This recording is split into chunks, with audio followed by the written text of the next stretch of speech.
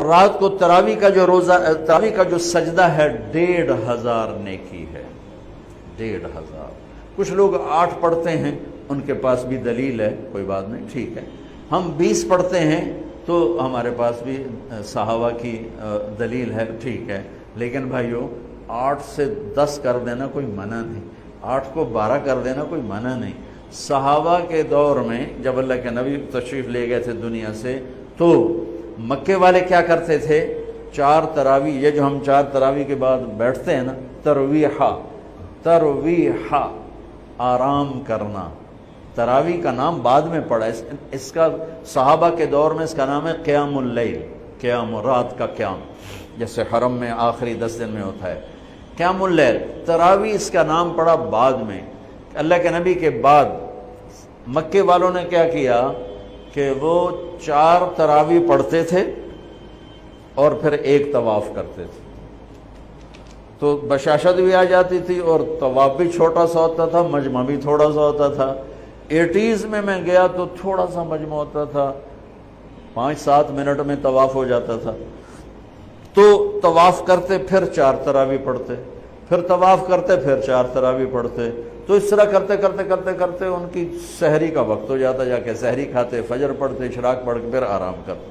مدینے والوں نے سوچا کہ وہ تب ہر 4 تراویح تو بعد سجدہ طواف کر دیں، ہوں اپا کی کریے؟ انہوں نے کہا ہم ڈبل تراویح پڑھیں گے، تو انہوں نے 40 رکعت شروع کر دی۔ تو رات کی نماز میں کوئی ایسی پابندی نہیں کہ اس کے اوپر نہیں پڑھ سکتے۔ قیام اللیل مثنا و مثنا، رات کی نماز 2 رکعت ہے، اور جب ختم کرنا چاہو تو 1 وتر کے ساتھ اسے ختم کر دو۔ تو مدینے والے 40 تراویح پڑھتے تھے۔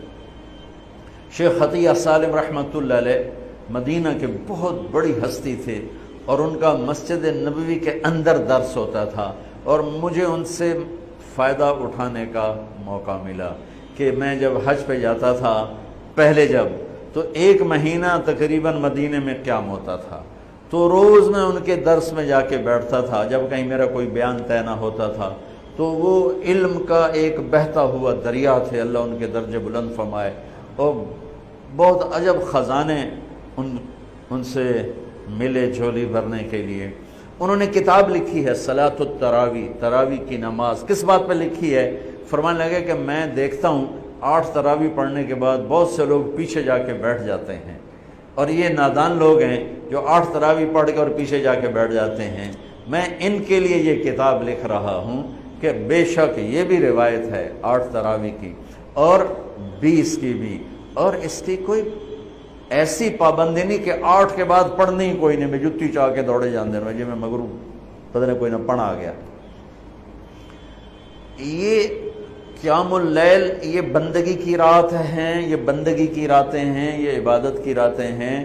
آپ 2 پڑھو تو بھی تراویح ہوگی، 4 پڑھو، 8 پڑھو، 10 پڑھو، 12 پڑھو۔ میں نے مدینے کا انہی کی کتاب سے بتا رہا ہوں صلاۃ التراویح، مدینے والے 40 رکعت پڑھتے تھے، اور تراویح کا لفظ ہی 12 سے اوپر پہ آتا ہے، چونکہ ترویحہ ایک آرام کو کہتے ہیں، تھوڑی دیر کے لیے آرام، ترویحہ، ترویحتان 2 دفعہ آرام کرنے کو کہتے ہیں، اور تراویح 2 سے زیادہ دفعہ آرام کرنے کو کہتے ہیں۔ 8 تراویح پڑھی جائے تو اس پہ تراویح کا لفظ سادی کے نہیں آتا، بلکہ نام صلاۃ و ترویحتان ہوگا، ترویحتان۔ وہ 12 پڑھیں گے تو تراویح کا لفظ اس پر صادق آئے گا کہ 3 دفعہ آرام کرنے کو تراویح کہتے ہیں۔